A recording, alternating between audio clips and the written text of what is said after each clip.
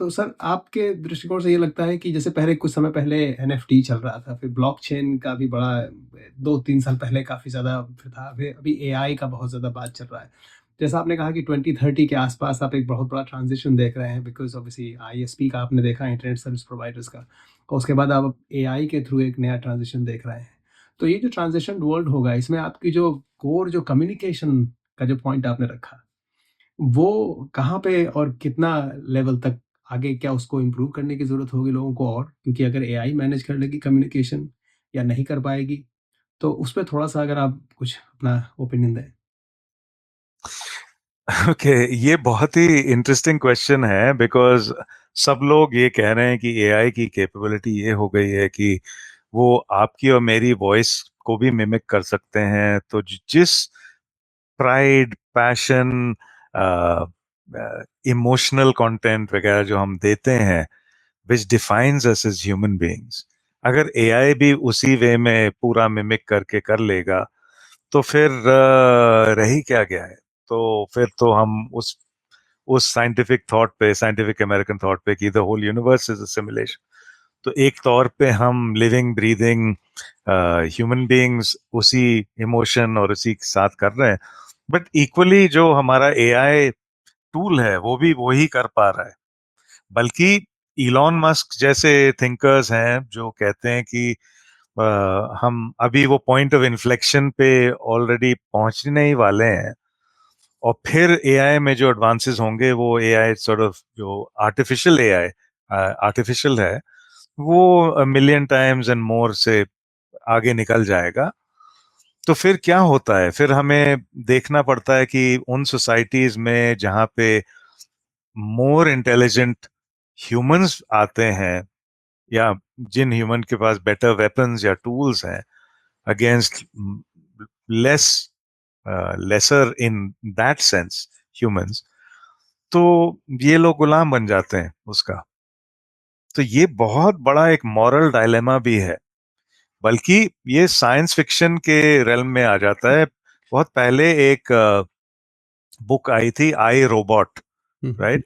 तो आई रोबोट में उसके लिए ग्राउंड रूल्स दिए हुए थे which were like it, so the robot could not kill a human being, right?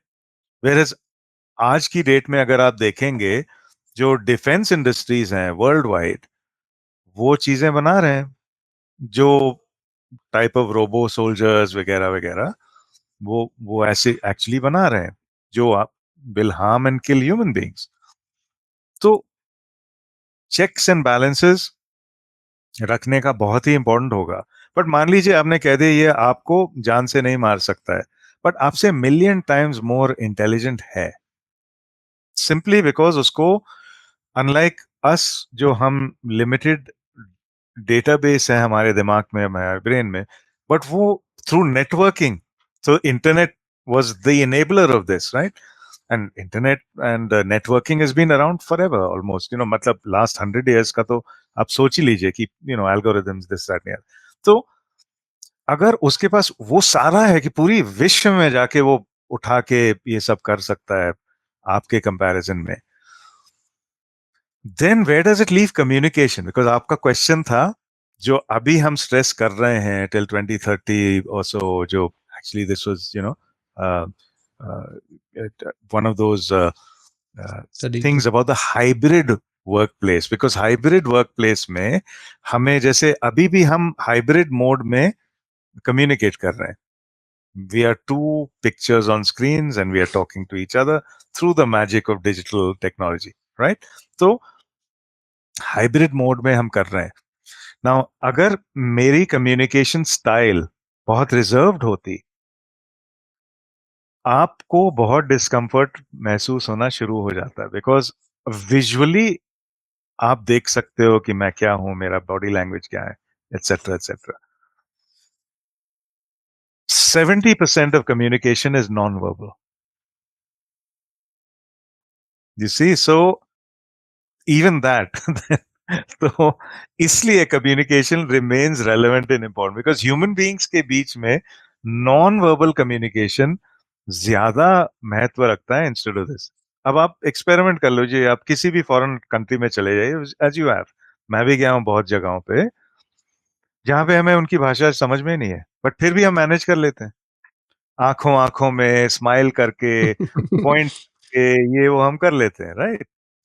Now AI will enhance it in this way कि अब जो जैसे हमारा मोबाइल फोन है, मान लो मैं ट्रैवल कर रहा हूँ, मुझे भाषा नहीं पता है, तो मैं मोबाइल फोन यूं पकड़ के मैं इसमें आपसे आप मैं मान लो हिंदी में बोल रहा हूँ कि सर आप बता सकते हैं कि ये जो चीज है इसका कॉस्ट क्या है, बट ये जो बोल रहा है मोबाइल फोन आपको, वो आपकी भाषा में बता रहा है और आप बता देंगे आप अपनी भाषा में कि ये है वो है etcetera. This just one simple use case towards communication also. So AI help बहुत करने वाला है। एंड सम कंडीशंस, जैसे मेरे बेटे को ऑटिज्म है जिसमें वो उसका स्पीच सेंटर है obviously is not coordinating well. Let's see, with nano medicine वगैरह वगैरह, मान लो वो एरियाज जो ब्रेन के हैं उनको sort of develop करके maybe more can be done.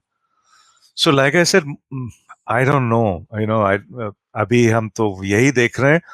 और हमारा धर्म क्या है कि जितना हम सीख सकते हैं, being a life long learner, even if you are an entrepreneur और in a job or you're an executive CXO etc, अगर आपका कमिटमेंट है लाइफ लॉन्ग लर्निंग के लिए, it's the only way you can basically keep up, knowing very well कि at some point AI will be whatever million times smarter than you are and so on and so forth, right? So